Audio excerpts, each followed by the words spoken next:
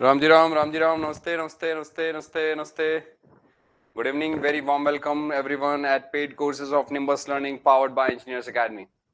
आप सभी लोगों का तहे दिल से शुक्रिया इस कोर्स को इतना लाइक शेयर करने के लिए, और आप सब लोगों का सदैव जो है वो मैं आभारी रहूंगा इतने प्यार और स्नेह का।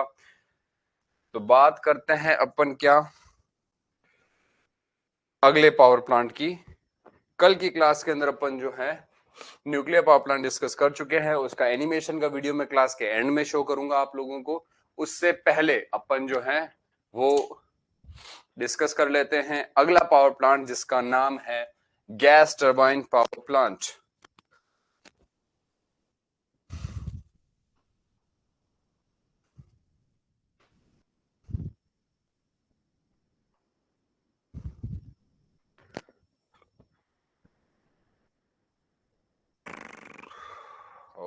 हो बहुत ज्यादा ठंड है, अत्यंत प्रकोप चल रहा है ठंड का। और आप सब लोग जो है वो अपना ध्यान रखें बाबा, है ना। पता चला कि तुम लोग जो है घूमने निकल गए इस ठंडी में कहीं और, तो लेने के देने पड़ जाएंगे, है कि नहीं। हाँ, ध्यान रखना है इस बात का। Gas turbine power plant.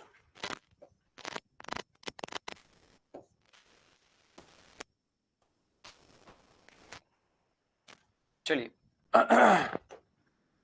Gas turbine power plant का तो फोटो लाना पड़ेगा भाई।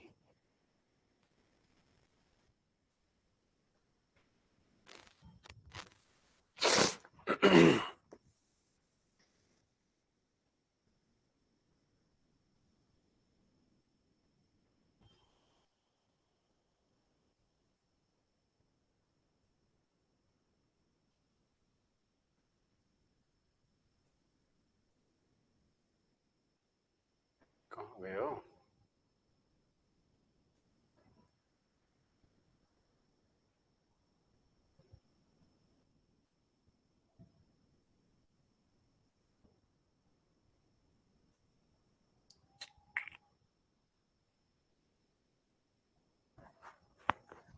Okay, I think I just got misplaced the files.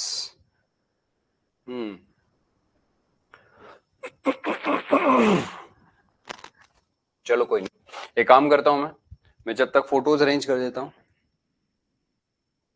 ध्यान है, वायरल वायरल बहुत ज्यादा चल रहा है। हाँ भाई, चल तो बहुत ज्यादा रहा है।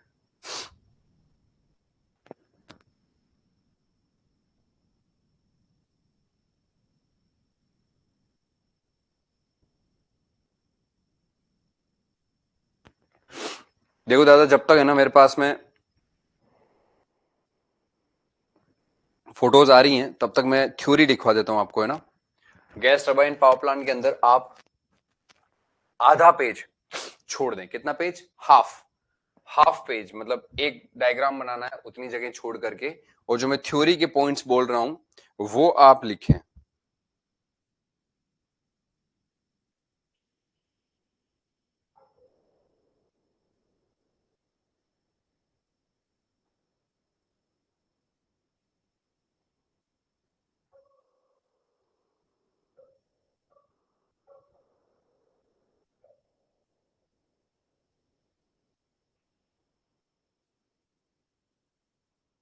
है ना। गैस टरबाइन पावर प्लांट में लिखिए पहला point, it is based upon the principle of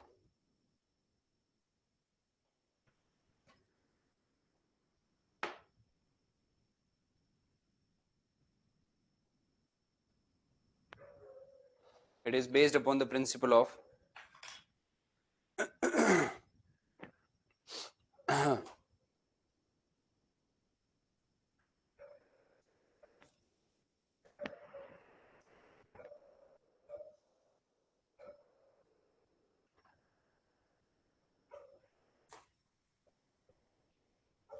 it is based upon the principle of Brayton cycle. It is based upon the principle of Brayton, Brayton, Brayton cycle.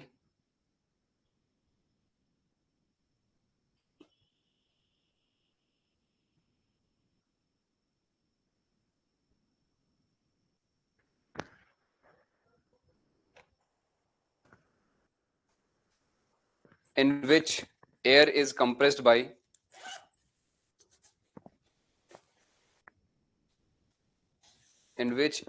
compressed by a compressor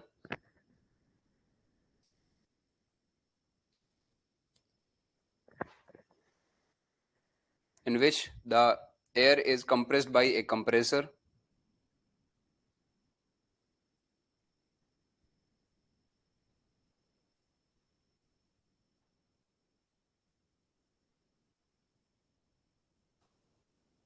and then it is heated by combustion of fuel and then it is heated by combustion of fuel.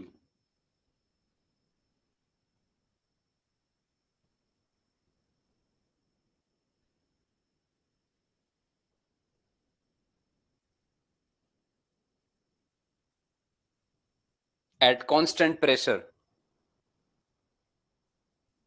and then it is heated by combustion of fuel at constant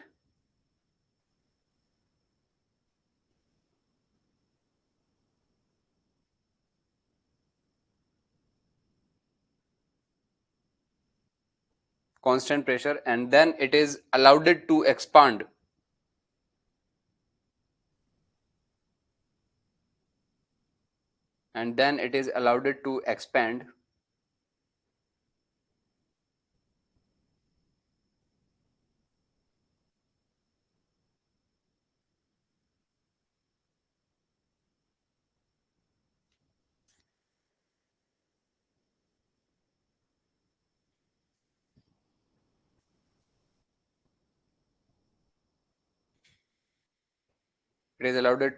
in turbine to produce work.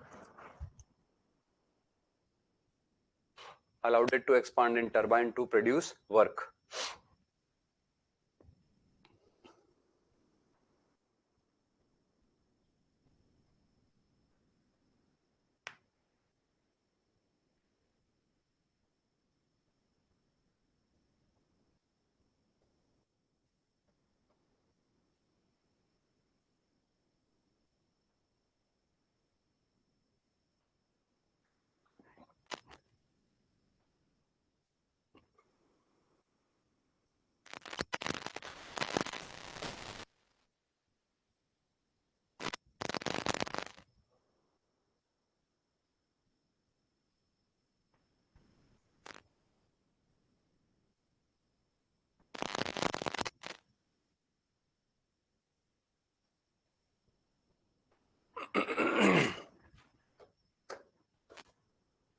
Next point. Sir, I'm late. Notification नहीं आया था. कोई बात नहीं, कोई बात नहीं बाबा. अभी तक मैंने सिर्फ एक लाइन बोली है. Gas turbine power plant heading है, 4 नंबर पावर प्लांट अपन पढ़ रहे हैं. इसके अंदर एक्सप्लेन मैंने कुछ भी नहीं किया है. जब तक इमेज में इंपोर्ट कर रहा था मैंने एक लाइन बोली है, वो लाइन मैं दोबारा से बोल देता हूं. आप वैसे 4 लाइन छोड़ के वीडियो को शुरू में सुनोगे तो आपको पता चल जाएगा क्या लाइन बोली है ना. फिर से बोल देता हूं मैं. It is based upon the principle of Brayton cycle, based upon the principle of Brayton, B-R-A-Y-T-O-N, Brayton cycle, in which air is compressed by compressor,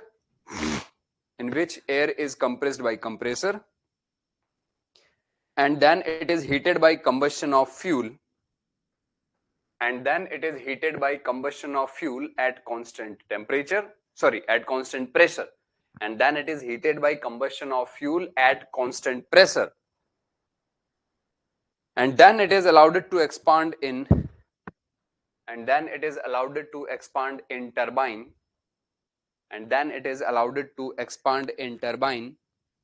to produce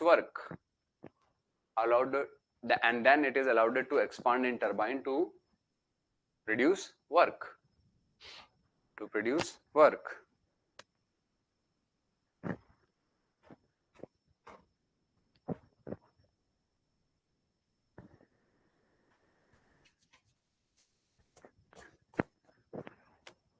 to produce work. ठीक है, second point लिखो. Second point, in this power plant the kinetic energy of gases in this power plant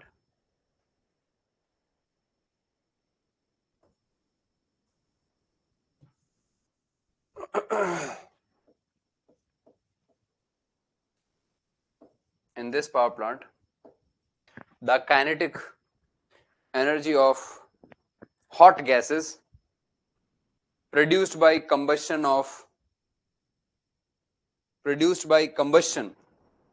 is converted into electrical power.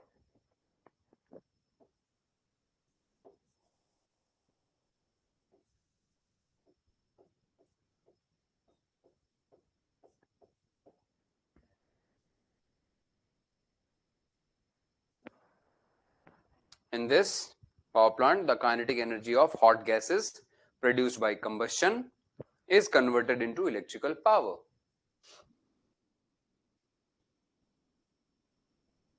Is converted into electrical power.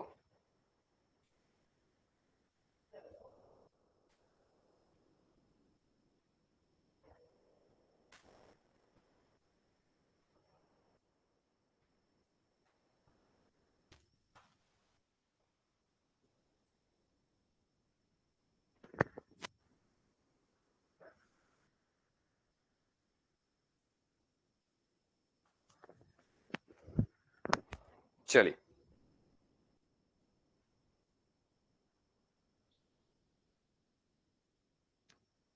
देखिए अपन समझ लेते हैं एक gas turbine power plant जो है उसकी working principle मैंने आपको अभी लिखवाई है. और अब इस वर्किंग प्रिंसिपल के बाद हम इसका प्रोसेस जो है वो समझ रहे हैं इस डायग्राम के द्वारा. गैस टरबाइन पावर प्लांट दो तरीके के होते हैं, ओपन साइकिल और क्लोज साइकिल या क्लोज लूप कहते हैं. तो पहले open cycle gas turbine power plant की मैं वर्किंग मैकेनिज्म समझा रहा हूं आप लोगों को. इसको ध्यान से समझिए, फिर अपन आगे की बात करते हैं. क्लियर?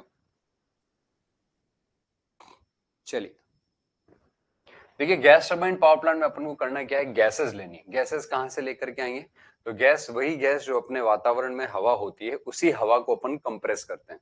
तो सबसे पहले एयर इनटेक लेंगे, एटमॉस्फेयर मतलब वातावरण से हवा ली और फिल्टर लगाया ताकि कचरा वचरा पोल्यूशन वगैरह अपन वहां से रिमूव कर सके.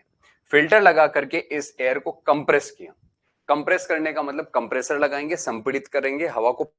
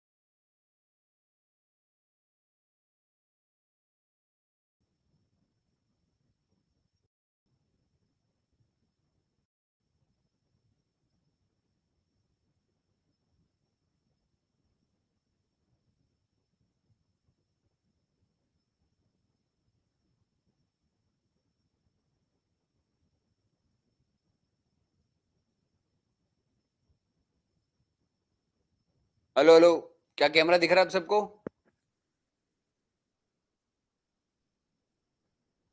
अभी दिख रहा है तुम्हें? मुझे यहाँ पर स्क्रीन पे कुछ दिख नहीं रहा था, तो मैंने सोचा शायद तुम्हें भी नहीं दिख रहा। Class stuck in middle, yes, the class were stuck in middle.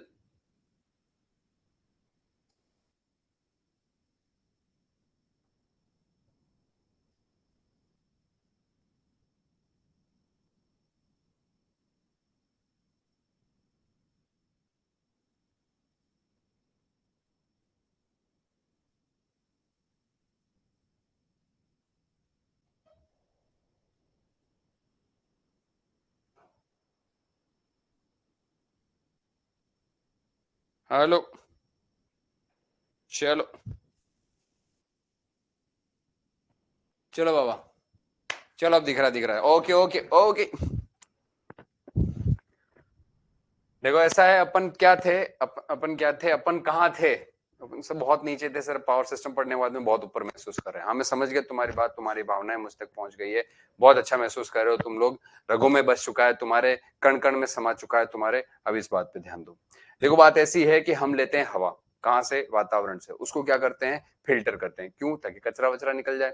फिर करते हैं कंप्रेस, कंप्रेस का मतलब प्रेशराइज करते हैं, प्रेशराइज करके हाई प्रेशर में कन्वर्ट करके उसको भेजते हैं कंबशन चेंबर में। इधर क्या है, जैसे वो गैस के चूल्हे को ऐसे तुम चला करके जो गैस निकलती, फिर तुम वो होता ना एक, वो ऐसे ऐसे करते हैं उससे वो गैस चालू हो जाती है। मतलब दूध वगैरह रख करके, क्या बोलते हैं उसको यार, वो ऐसा होता है ना एक स्टील का सा, उससे ओपन चालू करते हैं ना।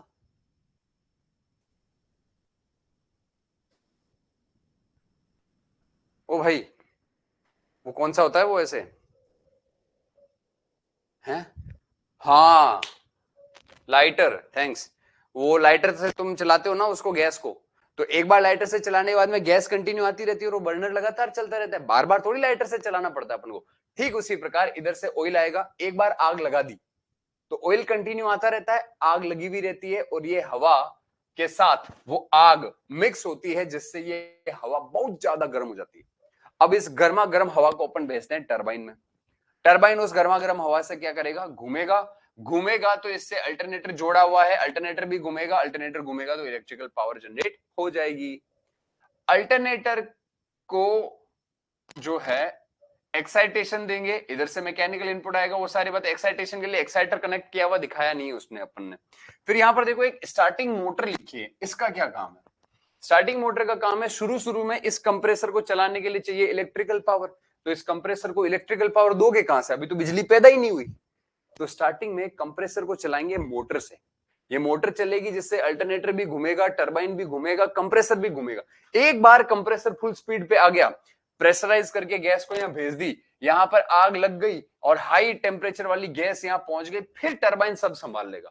फिर टरबाइन घूमेगा, वो अल्टरनेटर को भी घुमाएगा, कंप्रेसर को भी घुमाएगा। अब स्टार्टिंग मोटर की जरूरत नहीं, डीकपल कर दिया जाता है यहां से। शुरू शुरू में बस घुमा के कंप्रेसर को चला के इस मोटर को डिस्कनेक्ट कर देते हैं।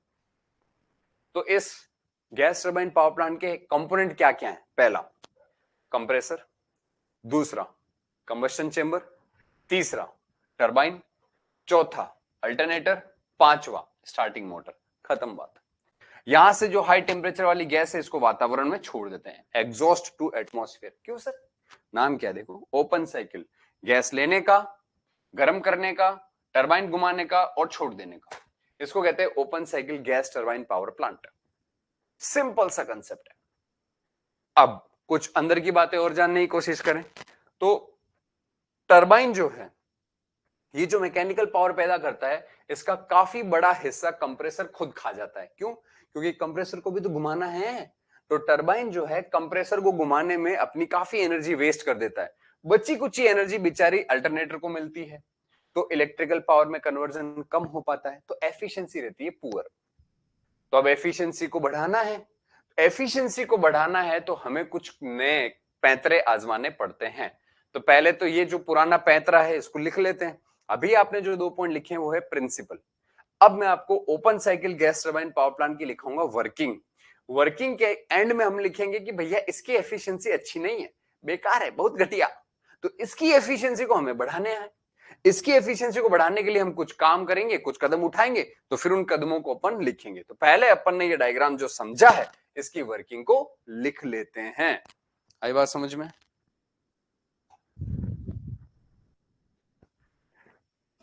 लिखना चालू करें।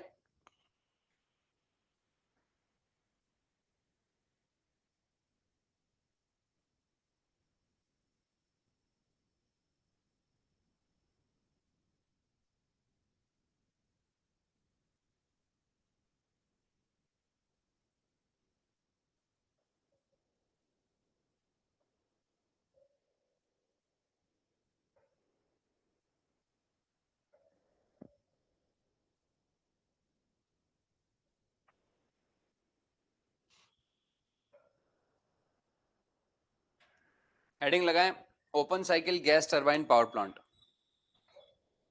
Open cycle gas turbine power plant.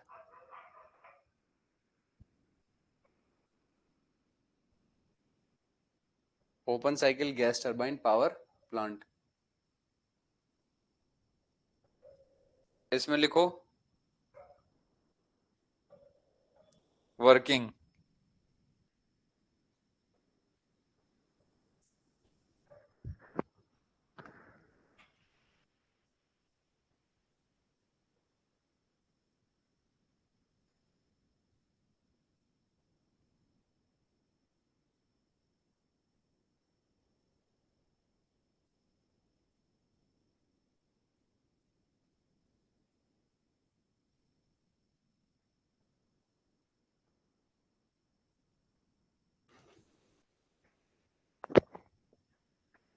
Working में लिखो open cycle gas turbine power plant के अंदर।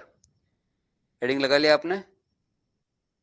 ये डायग्राम बना लेना हेडिंग बनाने के बाद में। ये डायग्राम तो आप अभी हाथों हाथ बना सकते हो। Open cycle gas turbine power plant में ये डायग्राम बनाना है। आप ये डायग्राम अभी तुरंत बना सकते हो। अभी बना रहे हो तो थम्स अप करो कि हाँ अभी बना रहे हैं, तो मैं 5 मिनट वेट कर लेता हूं, आप ये डायग्राम बना लो, फिर मैं इसकी वर्किंग लिखवा देता हूं।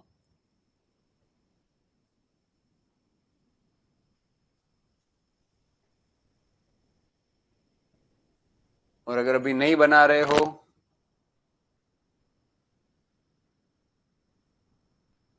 बना लो, फिर open cycle gas turbine power plant heading लगा के ये डायग्राम बना लो। 2 मिनट का काम है, जिन्होंने बना लिया वो इंतजार करें।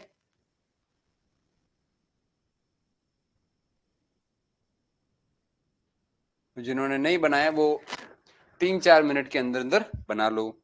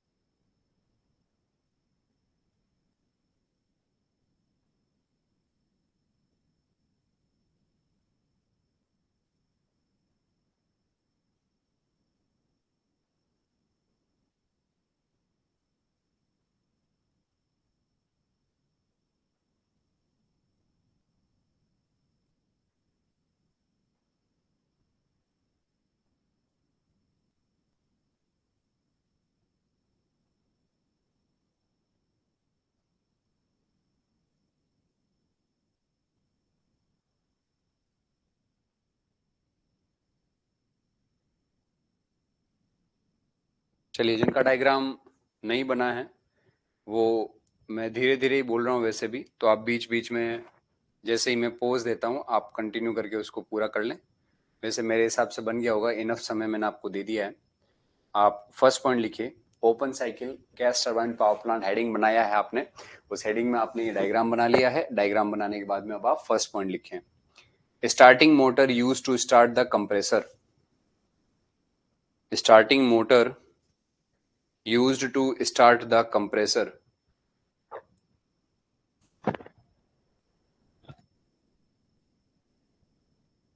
Starting motor used to start the compressor.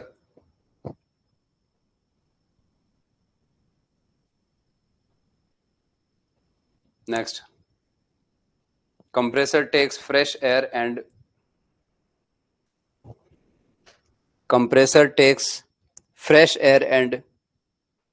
compress it to high pressure. Compressor takes fresh air and compress it to high pressure.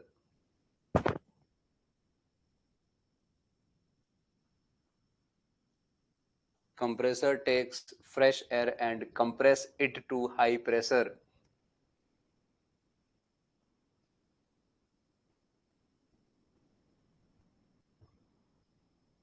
Next,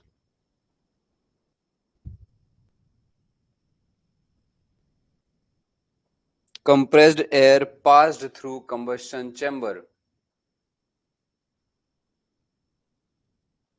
Compressed air passed through combustion chamber.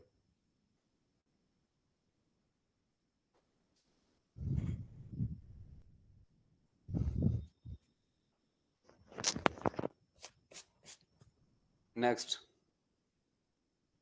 compressed air passed through combustion chamber. Next, liquid fuel like kerosene,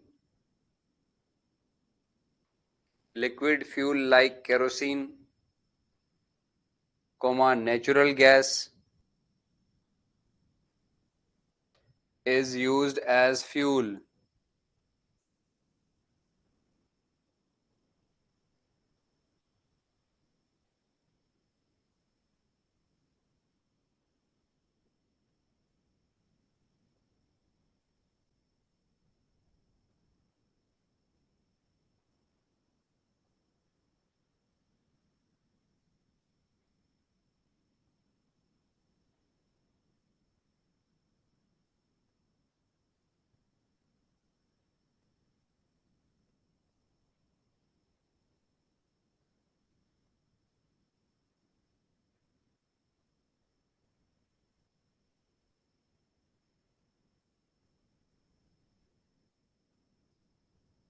Next,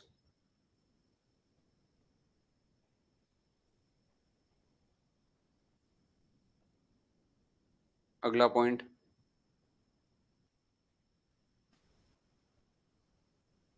combustion chamber increases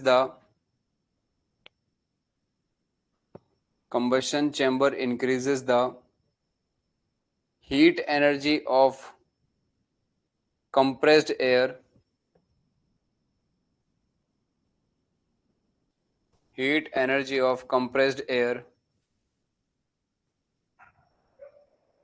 at constant pressure at constant pressure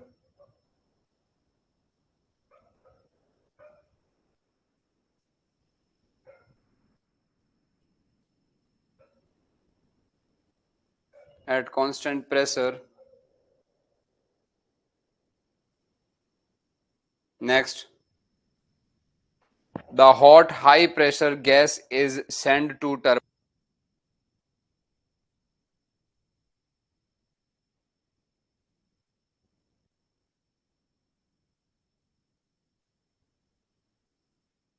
The hot high pressure gas is sent to turbine.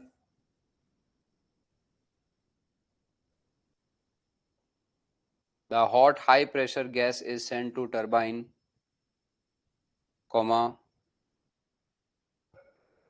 the high pressure gas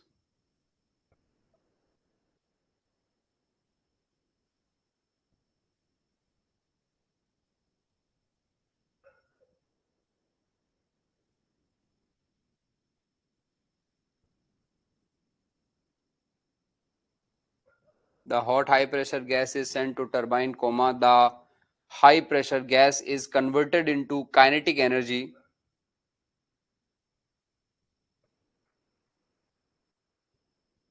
The high pressure gas is converted into kinetic energy with the help of nozzle.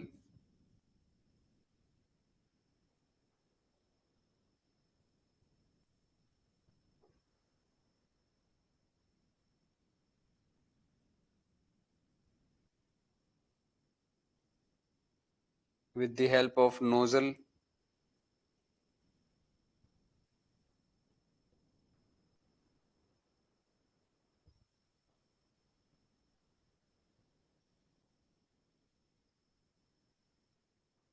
Next.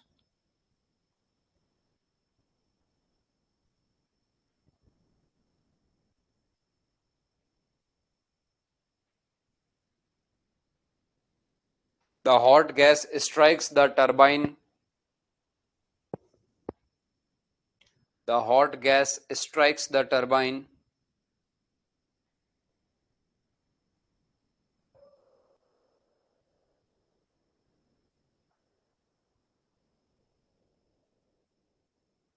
which converts kinetic energy into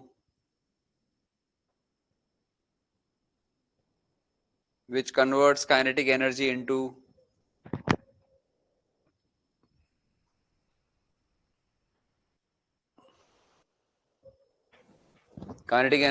mechanical energy.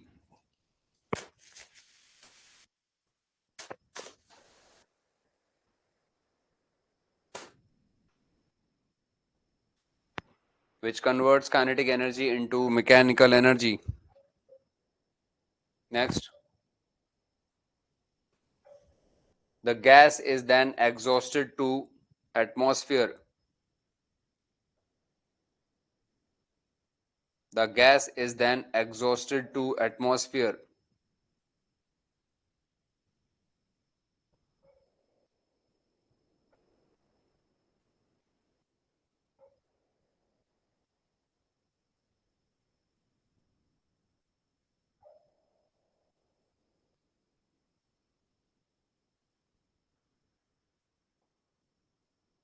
The gas is then exhausted to atmosphere.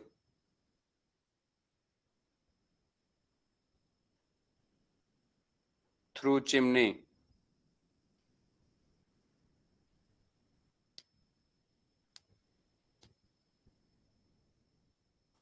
The gas is then exhausted to atmosphere through chimney.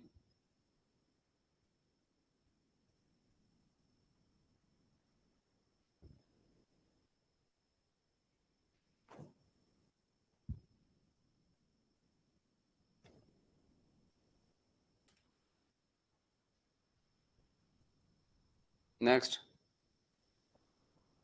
Compressor and turbine are on the same shaft.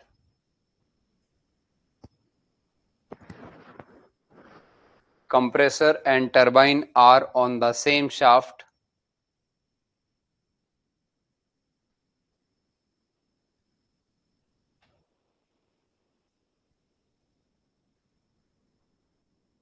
Hence, some amount of work produced. Hence, some amount of work produced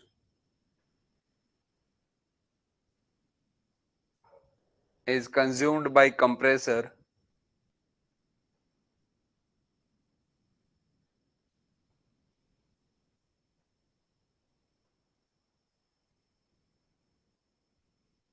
and rest of the energy is delivered to generator.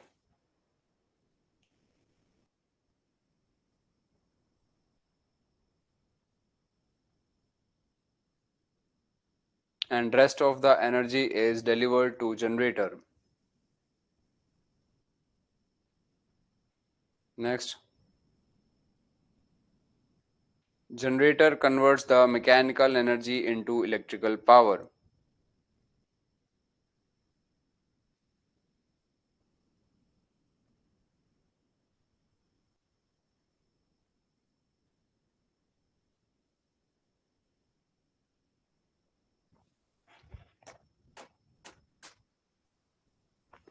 Generator converts the mechanical energy into electrical power. तो देखो यहाँ पर अपन ने theory के पूरे point लिख लिए हैं, आप एक एक करके पॉइंट्स को 1 मिनट के अंदर रिवाइज कर लें, 2 मिनट में रिवाइज कर लें। आपको जो मैंने समझाया है वो एज इट इज मैंने लिखवा दिया है आपको, कि सबसे पहले एटमॉस्फेयर से एयर लेते हैं, फिर कंप्रेसर चला करके उसे कंप्रेस करते हैं, फिर उसके बाद में कंबशन चेंबर के अंदर जलाते हैं, कंबशन चेंबर में कौन सा फ्यूल यूज करते हैं, फिर उसको टरबाइन को देते हैं।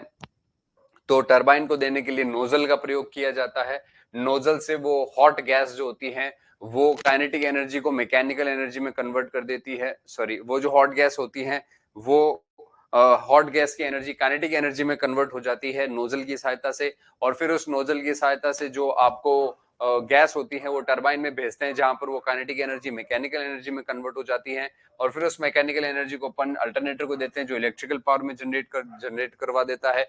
टरबाइन की कुछ ऊर्जा कंप्रेसर खा जाता है, बची हुई ऊर्जा जो है वो अल्टरनेटर को दी जाती है। ये सारे के सारे पॉइंट आपको मैंने एज इट इज लिखवा दिए हैं। अब बात करते हैं दिक्कत की। दिक्कत क्या है?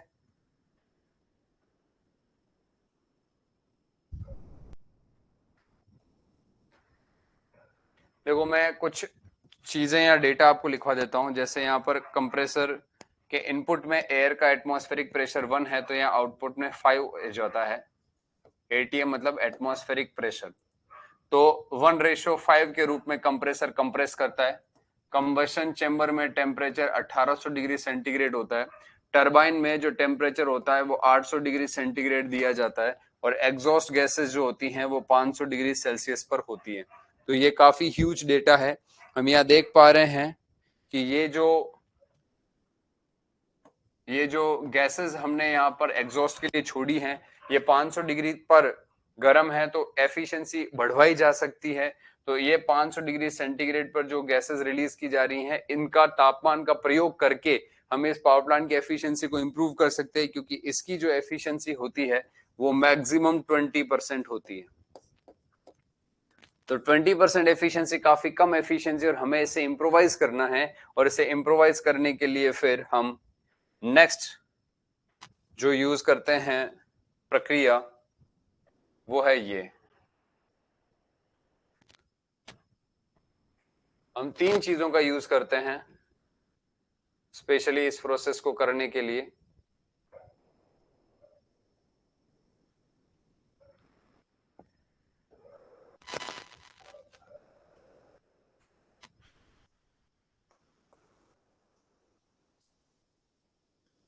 Efficiency gas turbine power plant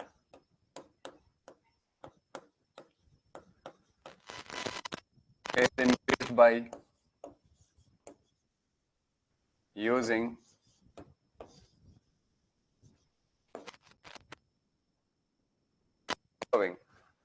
निम्न का प्रयोग करके अपन ऐसा कर सकते हैं। अब तुम कहोगे कि सर कहां ये सिंपल सरल डायग्राम और कहां ये भयंकर डायग्राम। तो देखो इसको मैं समझाता हूं, ज्यादा डरने की जरूरत नहीं है, बहुत ही आसान है। करना क्या है, देखो यहां एक कंप्रेसर था, एक, यहां एक के 2 हो गए। चीज वही है, एक कंप्रेसर के कितने हो गए, 2 कंप्रेसर। यहां एक टरबाइन था, यहां 2 हो गए। वहां पर मोटर थी और वहां पर अल्टरनेटर भी था। तो ये दोनों तो सेम है। ये कंप्रेसर 2 एक के 2 हो गए और टरबाइन 1 के 2 हो गए एफिशिएंसी को बढ़ाने के लिए। तो देखो प्रोसेस क्या है। प्रोसेस में यहां से अपन एयर लेंगे। या आप लोगों को लिखा हुआ जो है वो क्लियर है कि नहीं है?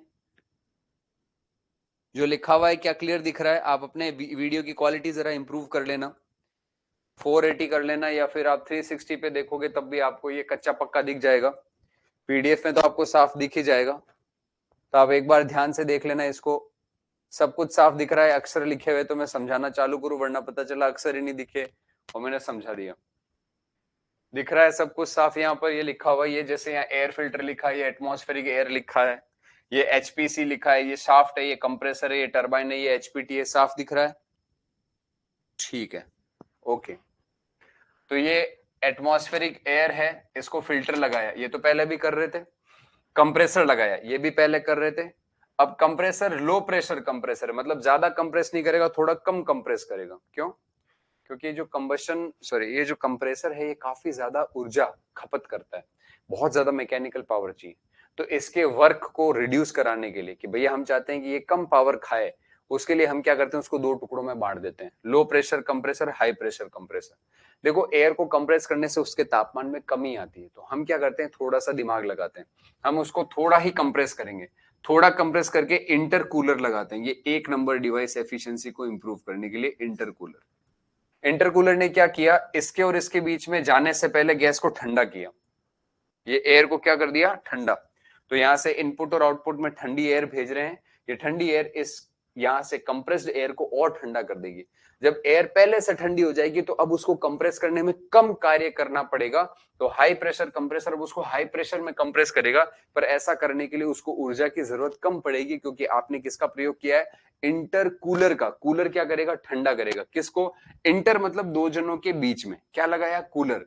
क्या करेगा, ठंडा करेगा। किसको? एयर को। क्यों हो, किस लिए?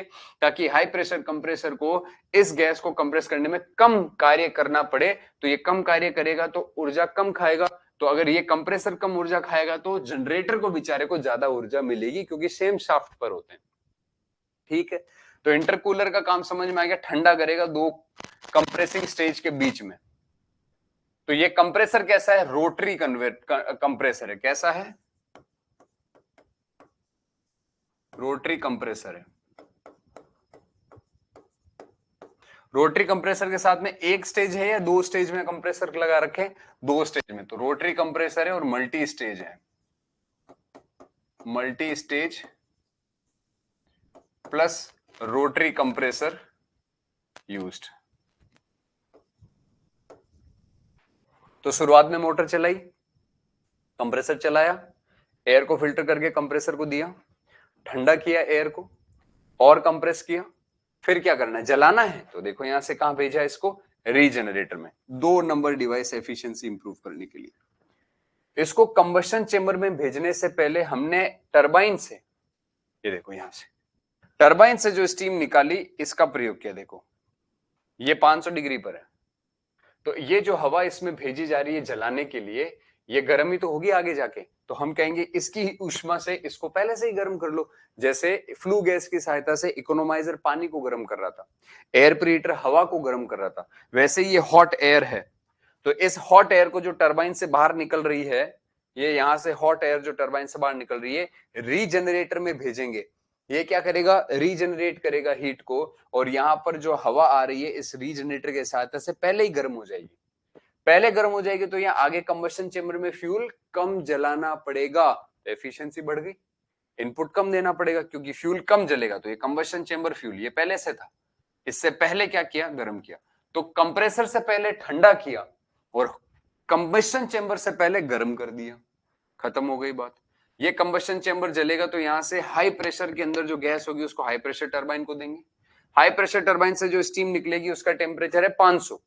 अब अपन 200 डिग्री थोड़ा सा और बढ़ा देंगे तो एक बार और उसको काम में लिया जा सकता है। तो हम यहां पर इधर यहां पर रीकंबशन चेंबर 3 नंबर पॉइंट, इसको दोबारा से इसको रीहीटर भी कह सकते हैं, रीकंबशन चेंबर भी है या रीहीटर भी कह सकते हैं।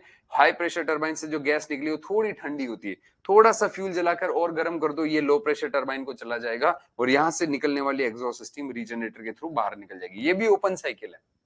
पर यहां क्या किया, कंप्रेसर को कम कार्य करना पड़ रहा है इंटरकूलर की वजह से, कम फ्यूल जलाना पड़ रहा है रीजनरेटर की वजह से, और ज्यादा वर्क डन हो रहा है टरबाइन में कंबशन चेंबर की वजह से। और इन तीनों चीजों को लगाने से एफिशिएंसी क्या करती है, गैस टरबाइन पावर प्लांट की इंक्रीज कर जाती है। समझ में आ गया हो तो बोलो तारा रारा।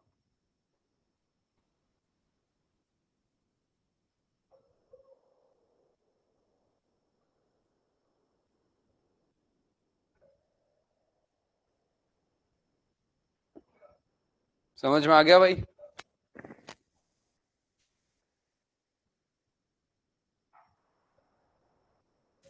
तो बोलो सच्चे दरबार की जय।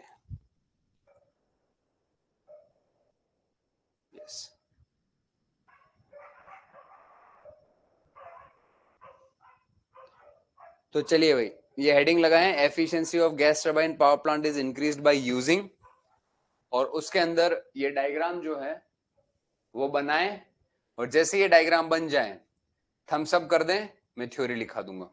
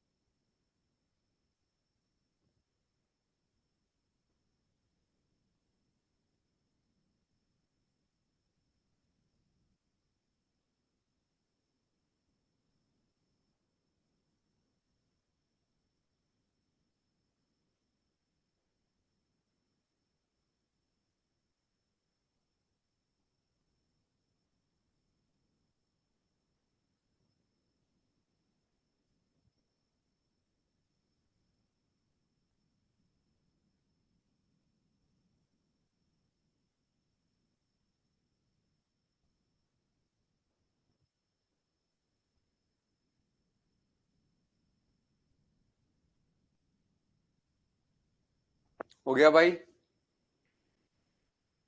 सबने बना लिया हो तो एक बार थम्स अप कर दूं, फिर मैं लिखाना चालू करूं।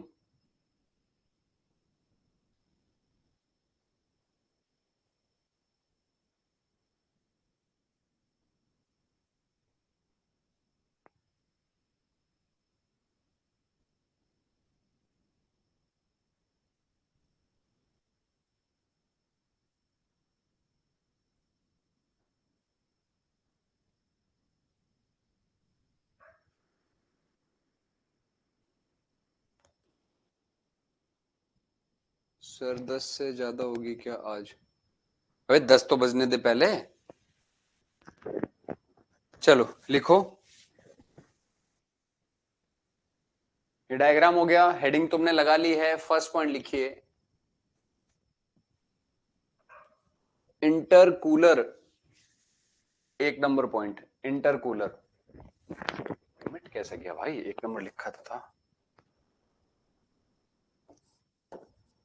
एक नंबर पॉइंट, ये 2 नंबर पॉइंट और ये 3 नंबर पॉइंट। लिखिए, it means the removal of heat from compressed air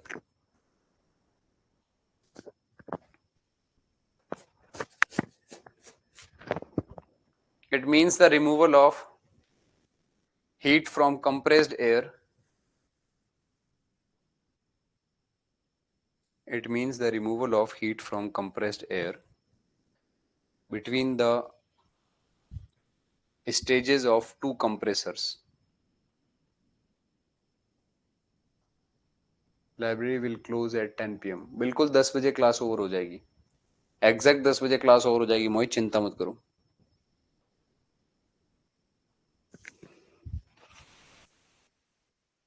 It means the removal of heat from compressed air between the stages of two compressors, which reduces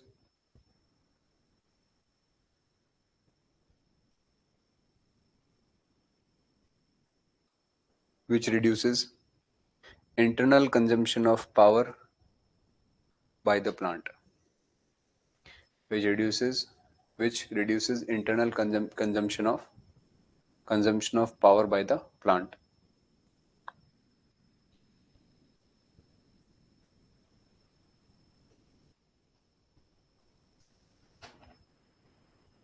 दूसरा लिखो, regeneration. Intercooler हो गया, regenerator तो आप लिखोगे, process को regeneration कहते हैं। डिवाइस रीजनरेटर लगाई हुई है ना, तो इसमें लिखिए, it means transfer of heat energy from it means the transfer of heat energy from exhaust gases to the compressed air.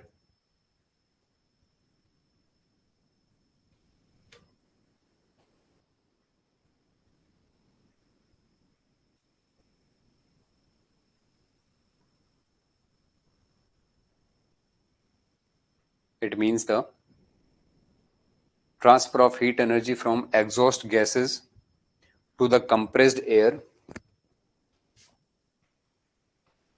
between the compressor and combustion chamber. Between the compressor and combustion chamber.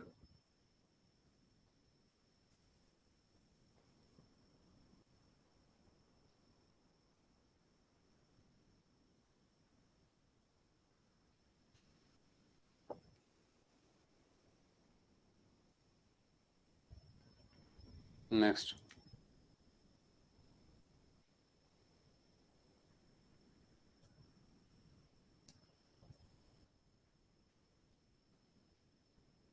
Repeat कर दूं, it means the removal of heat from compressed air.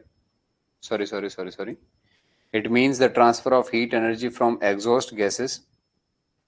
It means the transfer of heat energy from the exhaust gases to the compressed air between compressor and combustion chamber.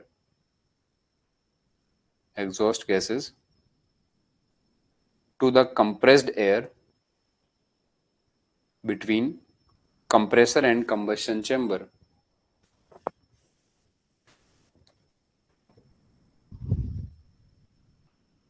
और 3 number point जो RCC लिखा है ना, RCC, इसको लिखना है reheating. RCC को क्या लिखोगे? रीहीटिंग। रीहीटिंग।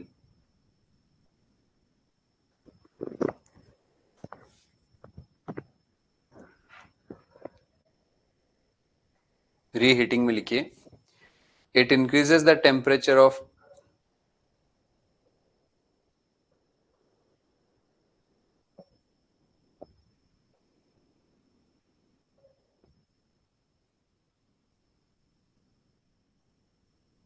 रीहीटिंग में लिखना है, रीहीटिंग में it increases the temperature of practically expanded gas. It increases the temperature of practically expanded gas by burning more fuel.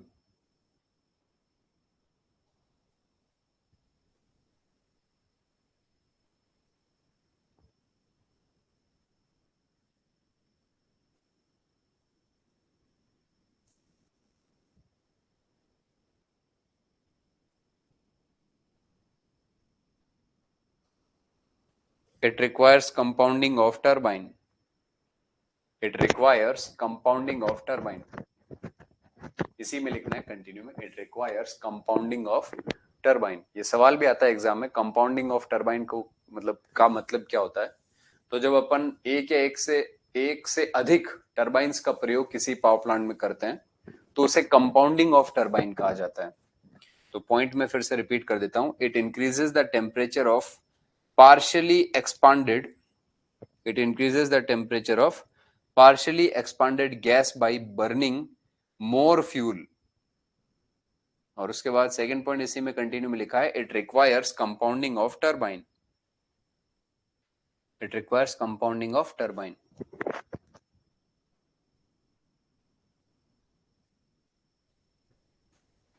तो ये यहां पर आपका जो open cycle gas turbine power plant है उसकी एफिशिएंसी को बढ़ाने का जो तरीका है वो अपन ने यहां पर डिस्कस कर लिया।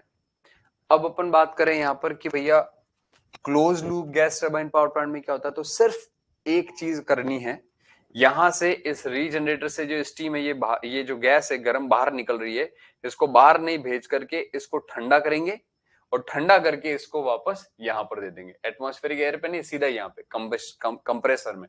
तो इसको ठंडा करके अपन सीधा कहां दे देंगे? कंप्रेसर में दे देंगे, सीधी सी बात। अब क्लोज लूप से फायदा क्या है?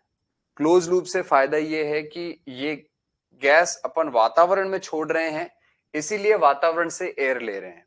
अगर ये वातावरण में नहीं छोड़ेंगे तो हम यहां पर जो एयर ले रहे हैं इस एयर की जगह कुछ और भी ले सकते हैं, CO2 ले सकते हैं, नाइट्रोजन ले सकते हैं, जिसकी हीट ट्रांसफर कैपेबिलिटी ज्यादा अच्छी है। तो क्लोज लूप में हम हमारी मर्जी से कोई भी गैस ले सकते हैं, क्योंकि वातावरण में तो छोड़ना है ही नहीं। वही गैस जलेगी, वही ठंडी होगी, वही वापस आएगी, वही गैस जलेगी, वही ठंडी होगी, वही वापस आएगी। तो इस प्रकार अपन close loop gas turbine power plant बना सकते हैं। तो उसका डायग्राम बनाने की जरूरत नहीं है, मैं सिर्फ उसके अंदर 2 पॉइंट लिखवा रहा हूं जो आप लोग कॉपी कर लें। हेडिंग लगाएं, close loop gas turbine power plant. पिछला वाला open cycle gas turbine power plant था, इसको ए दे दीजिए और इसको बी दे करके लिख लीजिए।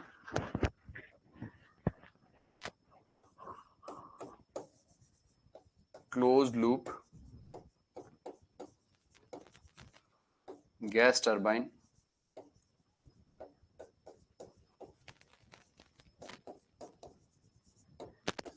Power plant, close loop gas turbine power plant. Clear है?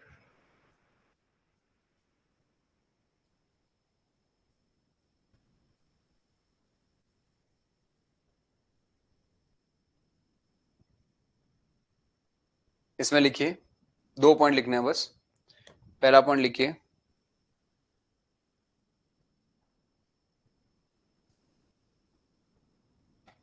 it uses exhaust gases from turbine It uses exhaust gases of turbine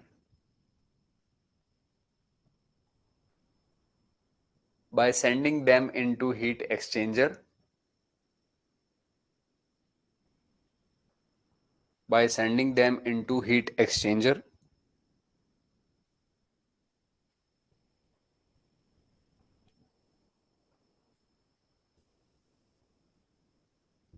Next, the heat supplied to gas is indirect. The heat supplied to gas is indirect. Hence,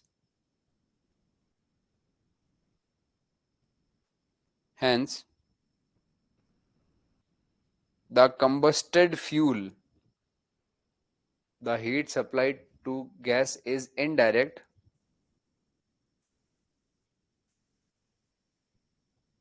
Hence,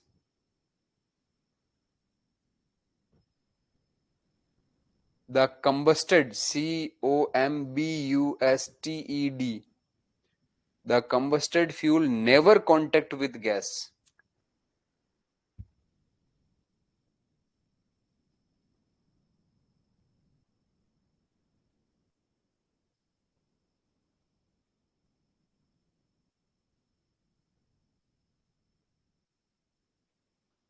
The heat supplied to gas is indirect, hence the combusted fuel never contact with gas. So it can use any other gas. So it can use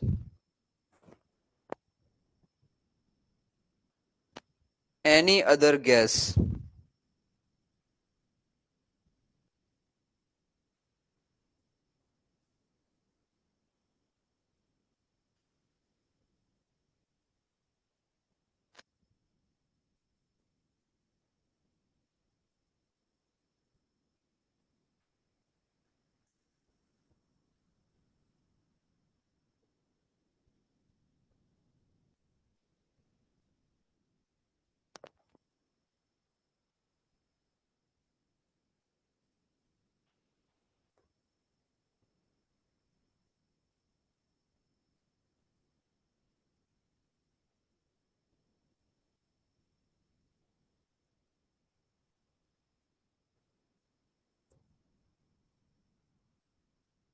example में लिखिए।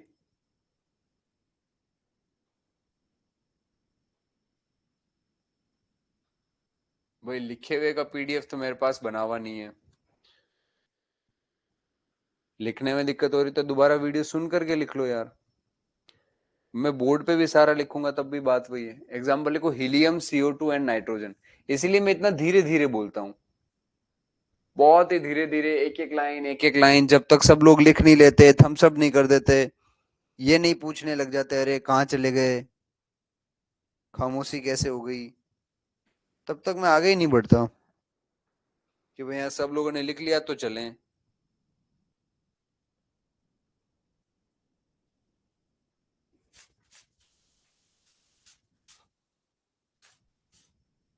Clear है? तो ये यहाँ पे आपका gas turbine power plant जो है वो ओवर होता है। ठीक है, लास्ट एक बचता है diesel power plant.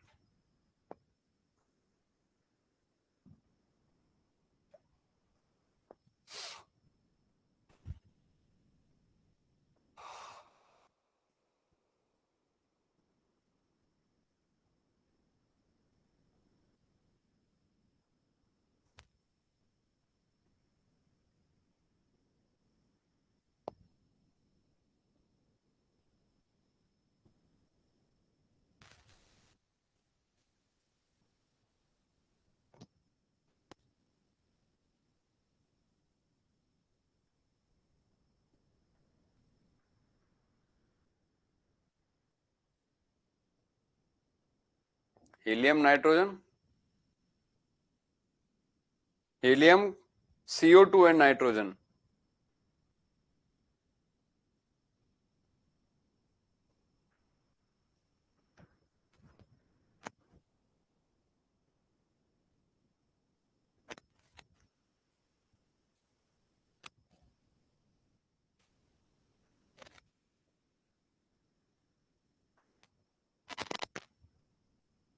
Diesel power plant. अभी ठीक है स्पेलिंग?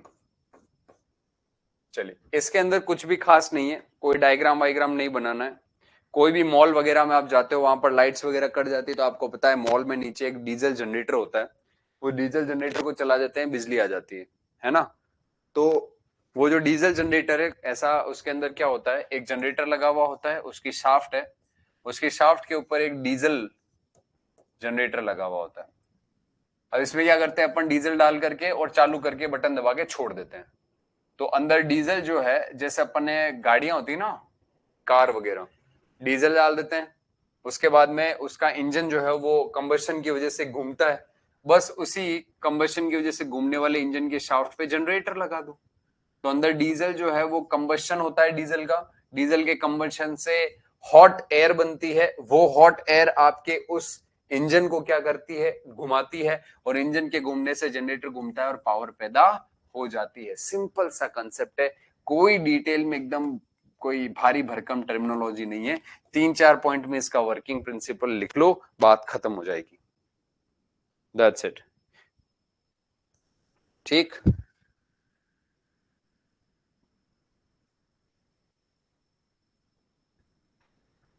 नेक्स्ट लिखिए।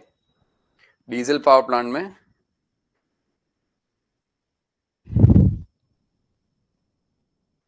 a generating station in which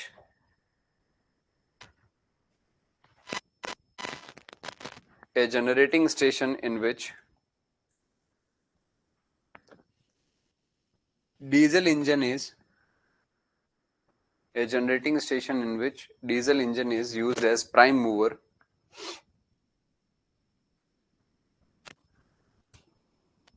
for generation of electrical power.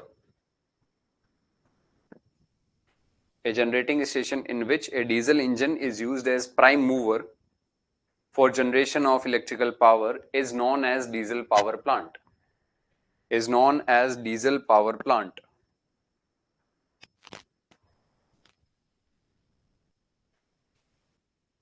Is known as diesel power plant. Next, diesel burned inside the engine. Diesel burned inside the engine and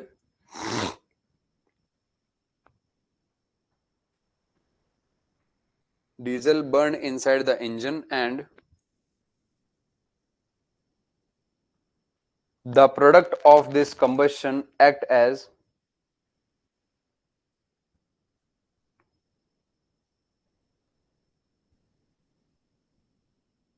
the product of this combustion act as working fluid to produce mechanical energy.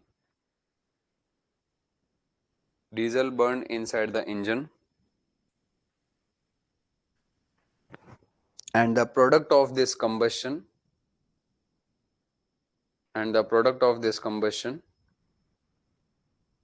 act as working fluid to and the product of this combustion act as working fluid to produce mechanical energy. Act as working fluid to produce mechanical energy.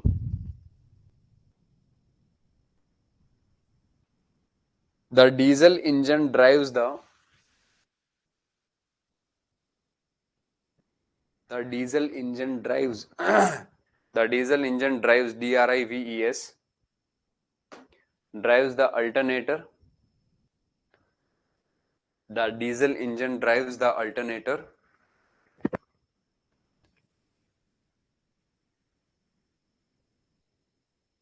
which converts mechanical energy into electrical energy.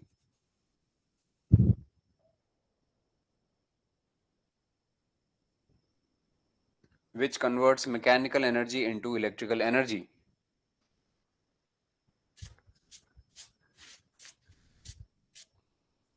देखो, diesel power plant है ना, पूरे भारत में बहुत ही कम है। बहुत कम का मतलब यह है कि जितनी भारत की टोटल जनरेशन कैपेसिटी है ना, उसका 1% भी डीजल नहीं है। तो इस वजह से डीजल इतना इंपॉर्टेंट भी नहीं है और पूछा भी नहीं जाता है। पूछा सवाल वहां से जाएगा जहां से आपके सबसे ज्यादा पावर जनरेशन होती है। सोलर सोलर क्या है, ये थर्मल है, हाइड्रो है, न्यूक्लियर है। गैस से भी थोड़ा बहुत सवाल आ जाता है क्योंकि गैस भी काफी यूज हो रहा है ना। चलिए, तो क्या लिखा है अपने, the diesel drives the alternator which converts mechanical energy into electrical energy. Next, the cost of diesel is high hence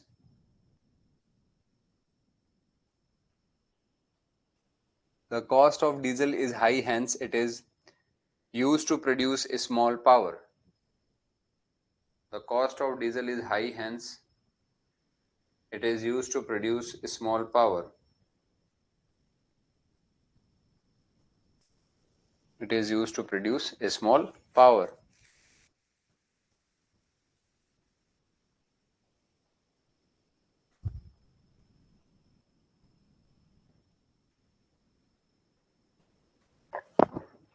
That's it. इतना सही है।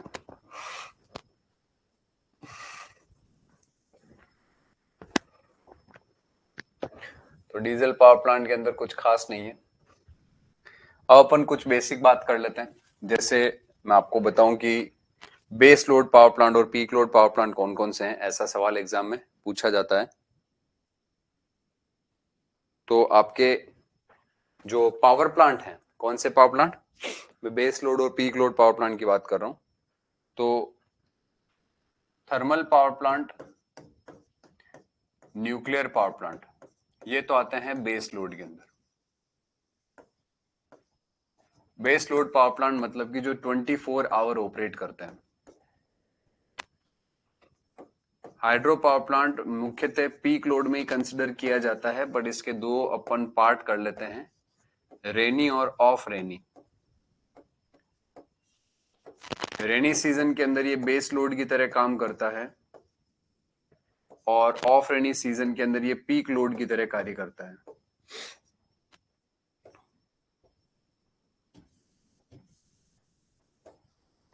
डीजल पावर प्लांट और गैस पावर प्लांट,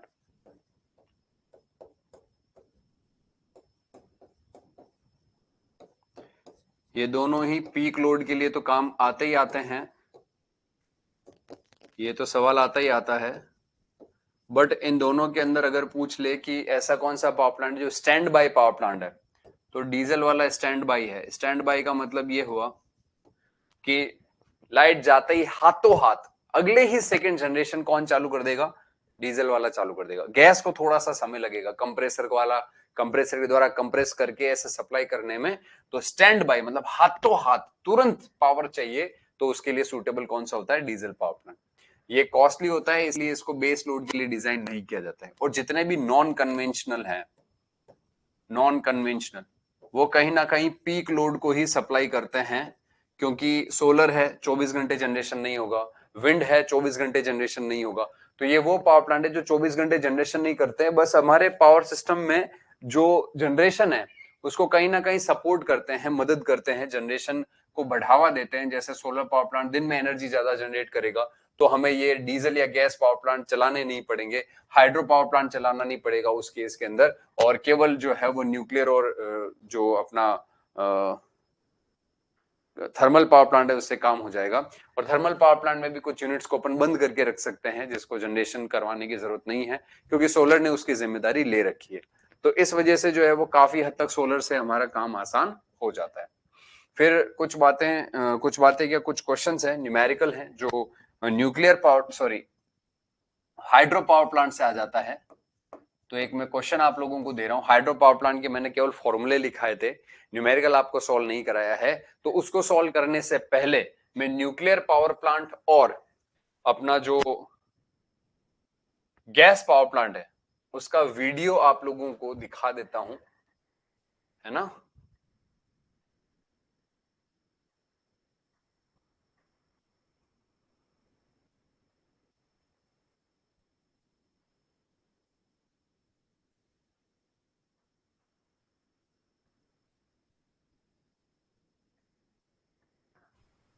हम्म ये गैस पावर प्लांट का है। Gas power plant में अपन ने क्या लिया, एयर है, वो नेचुरल गैस है, लिक्विड फ्यूल है, इनके साथ मिक्स करके जलाया जाता है और उससे अपन जो है वो इलेक्ट्रिकल पावर को जनरेट कर लेते हैं। तो हवा है, हवा को अपन क्या करेंगे, कंप्रेस करेंगे, बहुत सारी एयर है उसको इकट्ठा करके उसको कंप्रेस करेंगे, कंप्रेस करके फिर यहां से, ये कंप्रेसर सेक्शन ने कंप्रेस किया और यहां से फ्यूल इंजेक्ट कराया। ये देखो यहां से अपन ने क्या किया, फ्यूल इंजेक्ट किया, तो ये केमिकल एनर्जी है फ्यूल की, यहां से एयर आई और इधर से फ्यूल को बर्न किया, इन दोनों तरफ से। तो दोनों तरफ से फ्यूल को इंजेक्ट किया, इधर से एयर आई, कंप्रेस्ड एयर है और यहां पर एयर हो जाती है बहुत गर्म, और इस गर्म एयर की वजह से ये टरबाइन क्या करता है, रोटेट करना शुरू हो जाता है। क्या शुरू हो जाता है, रोटेट करना शुरू हो जाता है इस तरीके से। फिर ये जो गैस टरबाइन है इसकी स्पीड जो है वो देखिए आप 3000 आरपीएम की स्पीड से ये रन करता है। ये मैकेनिकल एनर्जी यहां पर प्रोड्यूस होती है, और ये हमने पहले ही पढ़ रखा है कि एक स्टीम पावर प्लांट के अंदर जो हॉट गैसेस पे वर्क करता है वो 3000 आरपीएम पे वर्क करता है। अब यहां पर जो ये सप्लाई है वो एन और एस पोल लगा हुआ है यहां पर, और ये सिंक्रोनस मशीन है जो इस तरीके से 3000 आरपीएम पे है और इससे इलेक्ट्रिकल पावर जनरेट हो जाती है। हम यहां पर जो है वो एक चीज और देख रहे हैं कि इस जगह पर अगर मैं ये जो गैसेस हैं जो कंबशन वाली बाहर निकल रही हैं, इसको देखो ये रीजनरेटर लगा हुआ है, यहां पर क्या हो रहा है देखो, रीजनरेटर के अंदर ये जो यहां से पानी है इसको स्टीम बना करके मैं स्टीम पावर प्लांट में भी दे सकता हूं। यहां से स्टीम बना करके मैंने एक और टरबाइन लगा रखा है, देखो स्टीम टरबाइन लिखा हुआ है, क्योंकि हमें पता है कि यहां से जो स्टीम निकल रही है या सॉरी जो हॉट गैसेस निकल रही है ये 500 डिग्री सेल्सियस पर है। इस 500 डिग्री सेल्सियस की बात करूं तो स्टीम टरबाइन तो 550 डिग्री पर ही काम ही करता है। तो अपन यहां पर क्या करते हैं कि इस पानी को स्टीम में कन्वर्ट कर लेते हैं और इस 500 डिग्री सेल्सियस की स्टीम से अपन इस स्टीम टरबाइन को चला लेते हैं, जिससे जनरेटर का मैकेनिकल इनपुट और बढ़ जाता है, और इस वजह से जो पावर वाला जो पावर है यहां पर इस गैस टरबाइन की वो 50% और ज्यादा जनरेट होने लग जाती है। तो इसको एक बार अपन फिर से देखें स्टार्टिंग से, फिर से अपन स्टार्टिंग से देखें कि हमने क्या किया, एयर लिया, एयर से बल्ब कैसे जलाना है, एयर से बल्ब जलाने के लिए नेचुरल गैस है लिक्विड के साथ में हमने उसको जला करके घुमाया, घुमाने से हमें इलेक्ट्रिकल पावर जो है वो मिल गई। किसको घुमाया, जनरेटर को घुमाया। तो ये इसका दिल है, किसका, गैस पावर प्लांट का, जिसमें अपन ने गैस को लिया, कंप्रेस किया, कंप्रेस करके कंप्रेसर के बाद में हमने यहां पर क्या किया, इसको बर्न किया, किसकी सहायता से, फ्यूल की सहायता से। तो इधर से फ्यूल आया, इधर से गैस आई, दोनों तरफ से फ्यूल आया, ये गर्म होने लगा। यहां पर आप लोग देख पा रहे हैं कि ये कितना हॉर्स पावर जनरेट कर रहा है, देखिए यहां पर वैल्यू लिख रखा है, ये 220 हॉर्स पावर का जो है जो इंजन है डीजल इंजन, इसके कंपैरिजन में ये गैस टरबाइन जो है वो 6,44,000 हॉर्स पावर के बराबर पावर जो है वो जनरेट कर देता है। इतनी भयंकर पावर यहां जनरेट होती है। फिर यहां पर जो ये गैस टरबाइन पावर प्लांट है ये 3000 आरपीएम की स्पीड पे चल रहा है, क्यों, क्योंकि ये एक हाई मतलब हॉट गैसेस के द्वारा ऑपरेट होता है, और हॉट गैसेस में स्टीम भी कितने पे चलता है, 3000 आरपीएम पे स्टीम वाला भी चलता है। ये मैकेनिकल इनपुट हम देते हैं, देखो मैग्नेट बनाइए, एन और एस पोल बना दिए मैग्नेट के थ्रू, और मैकेनिकल एनर्जी अपन ने जो है उसको किस में कन्वर्ट करा दिया, इलेक्ट्रिकल एनर्जी में, इसके घूमने की वजह से। अब हमने कहा कि भैया इसके अंदर अपन combined cycle gas turbine power plant भी यूज कर सकते हैं, जिसमें हम ये अल्टरनेटर है इसको घुमा रहे हैं, तो इधर से कंप्रेस किया एयर को, ये हॉट एयर जो यहां से निकली है, इन हॉट एयर से अपन पानी को क्या बना लेते हैं, ये देखिए पानी से, यहां पर पानी आ रहा है, ये पानी स्टीम में कन्वर्ट हो रहा है, और इस स्टीम के थ्रू जो है वो अपना स्टीम टरबाइन चल जाता है, और उस स्टीम टरबाइन से अपना काम हो जाता है, जनरेशन हो जाता है, या यूं कहूं कि जो जनरेशन कैपेसिटी है वो 50% क्या करती है, बढ़ जाती है। अब न्यूक्लियर पावर प्लांट की बात करें तो न्यूक्लियर पावर प्लांट में यूरेनियम होता है, ये रिएक्टर लगा हुआ है यहाँ पे बीचों बीच, यूरेनियम को ब्रेक किया जाता है, हमें पता है न्यूक्लियर फिशन रिएक्शन के थ्रू ये कार्य किया जाता है, न्यूक्लियर फिशन रिएक्शन के थ्रू। अगर मैं बात करूं कंपैरिजन के वर्ड के अंदर, यहां पर लिखा हुआ है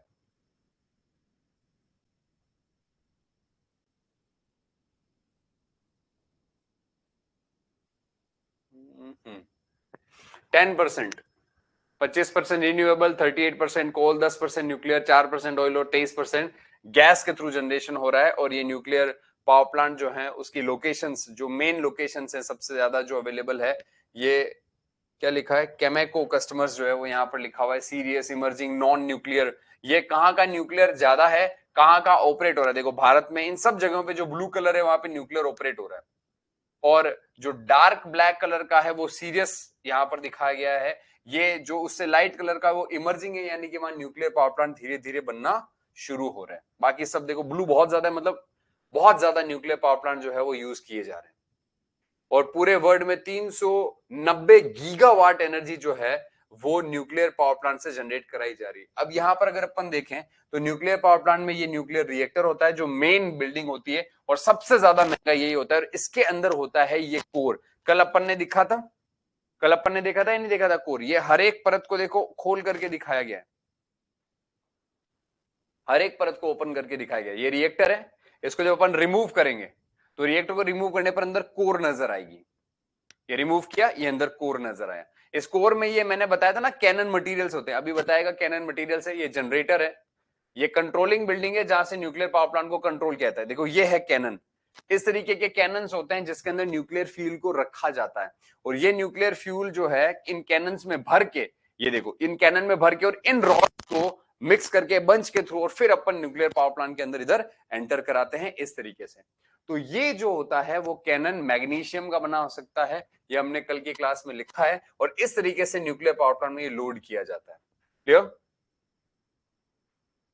ये वाला, और इसमें ये कंट्रोल रॉड्स है जो साइड में, ये कूलेंट है, ये कूलेंट है, और ये कंट्रोल रॉड्स है जो इसमें इंसर्ट कराई गई है। ये इंसर्ट कराने से रिएक्शन रुक जाती है। होता है क्या है, यहाँ पर न्यूक्लियर फिशन रिएक्शन होती है, एक एटम दो दो एटम में टूटता जाता है, और यूरेनियम पे न्यूट्रॉन की बम्बार्टमेंट कण से ये दो टुकड़ों में बंट गया, और यूरेनियम टूटने के बाद में ढेर सारी यहाँ पर एनर्जी मिली, और ये लगातार न्यूट्रॉन की बम्बार्टमेंट होती रहती है, और ये यूरेनियम जो है वो ब्रेक होता रहता है, और ये रिएक्शन कंटिन्यू यहाँ इस कोर में चलती रहती है। इस कोर के अंदर यहां पर देखिए ये कूलेंट बाहर की तरफ निकलता है, और इसकी वजह से, कूलेंट की वजह से जो पानी है वो स्टीम में कन्वर्ट हो जाता है। ये कूलेंट है, ये कूलेंट नीचे की तरफ जाएगा, और जाकर के वो नीचे की तरफ पानी को किस में कन्वर्ट कर देता है, अभी बताएगा ये देखिए ये यहां पर कूलेंट गया, और ये पानी को किस में कन्वर्ट कर रहा है, स्टीम में, और इस स्टीम को हम वापस कहां भेजते हैं, टरबाइन में, और टरबाइन के घूमने से जनरेटर घूमता है, और जनरेटर जब घूमेगा तो उससे कौन सा पावर जनरेट होगा, इलेक्ट्रिकल पावर जनरेट होगा, जिसको अपन ट्रांसमिट कर देते हैं। बस बात खत्म हो गई। क्लियर है सबको? तो आई होप आप लोगों को ये वाला वीडियो जो है देख करके न्यूक्लियर और डीजल दोनों ही क्लियर हो गए। क्लियर हो गए बाबा सबको? यस और नो? तो मैं एक न्यूमेरिकल करा देता हूं आप लोगों को।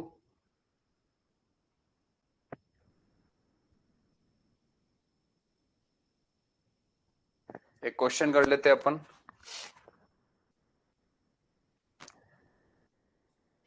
और उसके बाद अपन जनरेशन ओवर कर लेंगे। कल की क्लास में अपन स्टार्ट करेंगे utilisation of electrical power.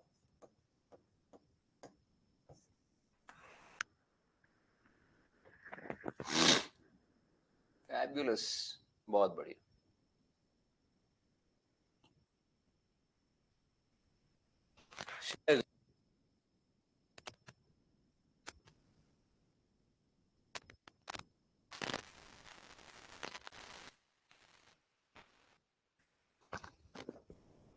In a hydroelectric project, in a hydroelectric project,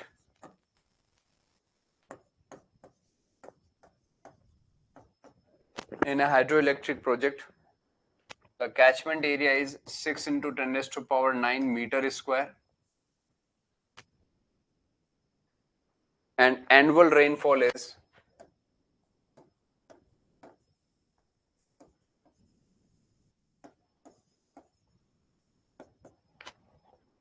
annual rainfall is 1.5 meter.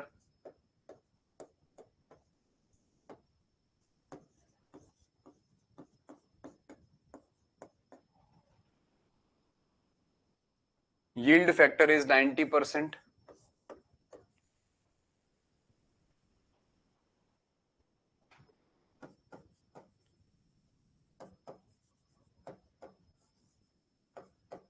Head height dead to meter.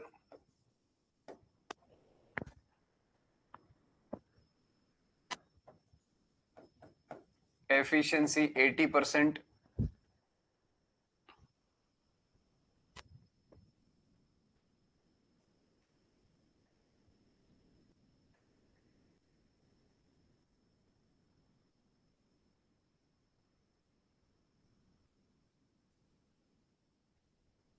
Find the discharge rate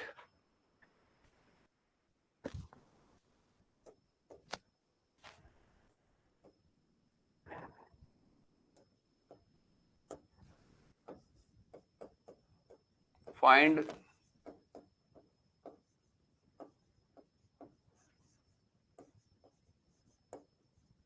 find the discharge rate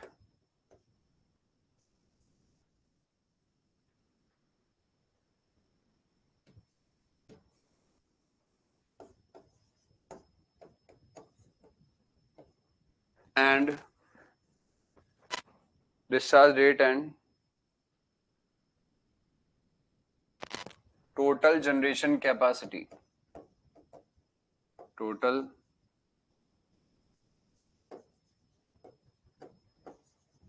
generation capacity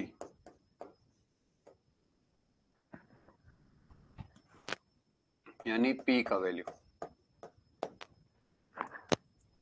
पहले आप try करो. आपको try करने के लिए मैं time दे देता हूं. 5 मिनट का समय है. उसके बाद मैं करवाता हूं.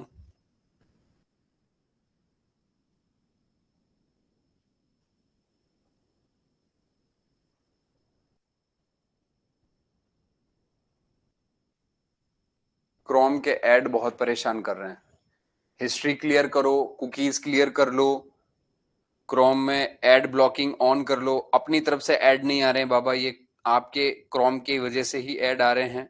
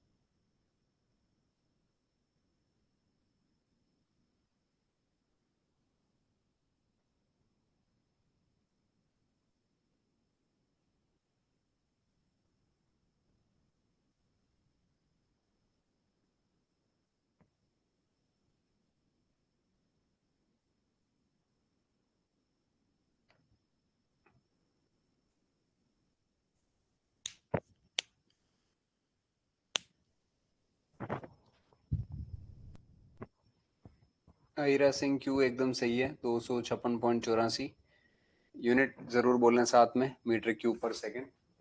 और पावर जो है वो 302.36 मेगावाट आएगा, बिल्कुल सही है, शाबाश। तो यहाँ पर अपन को डिस्चार्ज रेट निकालनी है। तो सॉल्यूशन की अगर मैं बात करूं तो आपको कल मैंने फॉर्मूले लिखाए थे, सिर्फ फॉर्मूला बेस्ड क्वेश्चन है, डायरेक्ट वैल्यू लिखना है। क्यू बराबर एरिया है 6 इंटू 10⁻⁹ इंटू एनुअल रेनफॉल है 1.5 इंटू यील्ड फैक्टर, मैंने आपको कहा था इवेपोरेशन फैक्टर को कहते हैं 90%, मतलब कि 0.9, और इसमें डिवाइड हो जाएगा 8760 इंटू 3600। बस ये इतना सा करना था, यहां से आंसर आपका डायरेक्ट आ जाएगा। बस इतनी सी वैल्यू पुट करनी है, 256.849 256.849 मीटर क्यूब प्रति सेकंड, ये यहां से वैल्यू आ जाएगा। अब इसके अंदर अगर मैं बात करूं,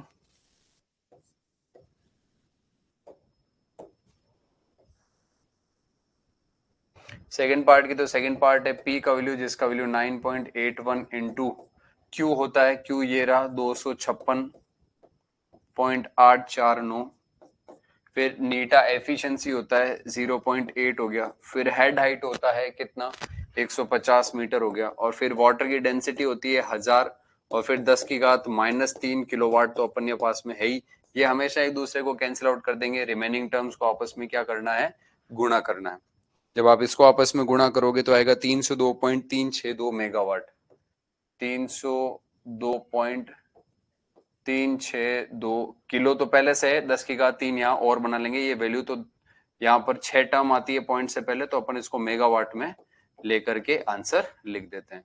तो ये अपने पास में दो आंसर इस प्रकार से आ गए, क्लियर है।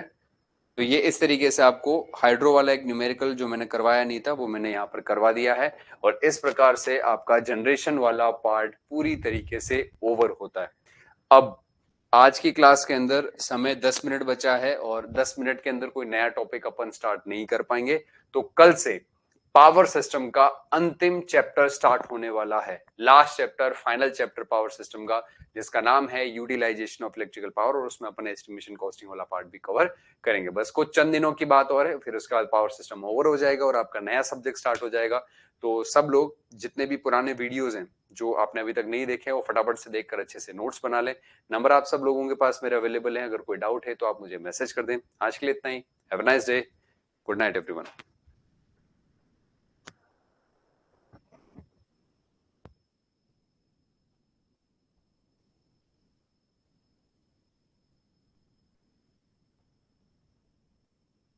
लाइटनिंग अरेस्टर के नाम जो है 10 एक टाइप के होते हैं लाइटनिंग अरेस्टर। लाइटनिंग अरेस्टर का काम क्या है?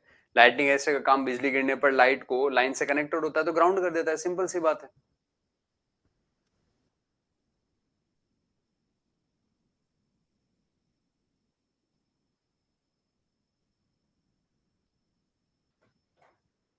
क्यों? तो लाइटनिंग अरेस्टर जो है उसके अंदर कोई खास बात नहीं है। लाइटनिंग अरेस्टर अलग अलग तरीके के होते हैं, काफी सारे टाइप्स के होते हैं, बट उनका काम क्या है? लाइटनिंग अरेस्टर का बिजली गिरने पर शॉर्ट सर्किट हो जाते हैं और सर्ज को ग्राउंड कर देते हैं, सिंपल सा काम होता है उसका। तो अलग अलग कंस्ट्रक्शन वाइज जो है ना, वो उनकी वर्किंग मतलब वर्किंग प्रिंसिपल सेम है, कंस्ट्रक्शन थोड़ा थोड़ा हर किसी का अलग रहता है, बस इतना सही है। नहीं, मैं और अदर सब्जेक्ट्स नहीं पढ़ाता हूं, मैं सिर्फ और सिर्फ पावर सिस्टम, एक इसी एक सब्जेक्ट से जो है वो अपने को इश्क है, इसी से अपन को फुर्सत नहीं मिलती वफा करने से, तो बाकी सारे सब्जेक्ट्स का नंबर आता ही नहीं है। और रही बात अपनी कोचिंग के अंदर, ऐसा है कि हर सब्जेक्ट की एक स्पेशल फैकल्टी है, और स्पेशल फैकल्टी मतलब कि वो स्पेशलाइज्ड है, वो उसी सब्जेक्ट के अंदर एकदम धागा खोल के पढ़ाती है। तो अपन पावर सिस्टम पढ़ा रहे हैं, तो इसके अलावा दूसरे सब्जेक्ट फिलहाल अपन कोई नहीं पढ़ाएंगे। आपको हर सब्जेक्ट जो पढ़ाया जाएगा वो एकदम दी बेस्ट फैकल्टीज यहाँ पर आकर के पढ़ाएगी। इसीलिए मैं कह रहा हूँ कि आप अपने फ्रेंड्स का पैसा, अगर उनको बात कर रहे हैं वो आपसे कहीं कोचिंग करने की, तो उनका पैसा अच्छी जगह इन्वेस्ट करवाएं और उनसे कहें कि भैया यहाँ से ही कोचिंग करें आप। हर सब्जेक्ट की स्पेशलाइज्ड फैकल्टी यहाँ पर पढ़ाती है, और डेमो के लिए आपको पता है कि उड़ान का यूट्यूब पे जो प्लेलिस्ट है वो आप शेयर कर सकते हैं, मेरे नंबर शेयर कर सकते हैं, ज्यादा से ज्यादा दोस्तों में से शेयर करें। इतना ही। नॉन कन्वेंशनल नहीं पढ़ेंगे दादा, सोलर है, विंड है, ये आप खुद से पढ़ सकते हो, पूरा थ्योरेटिकल है, उसमें कोई कोई ऐसी खास बातें ऐसे तो पढ़ने को, फिर जियोथर्मल है, ओशियन है, टाइडल है, ये सारे पढ़ेंगे तो 5-6 महीने इसी में लग जाएंगे। सवाल यहाँ से आते नहीं है, इस वजह से इसको पढ़ना नहीं है, इंपॉर्टेंट नहीं है। एग्जाम में जो इंपॉर्टेंट है वहीं से अपन पढ़ करके काम करेंगे। क्लियर? नया सब्जेक्ट कौन सा होगा वो मुझे भी आइडिया नहीं है, जब होगा तो आपके पास में मैसेज आ जाएगा बाबा। ठीक है, चलिए bye bye, tata, good night.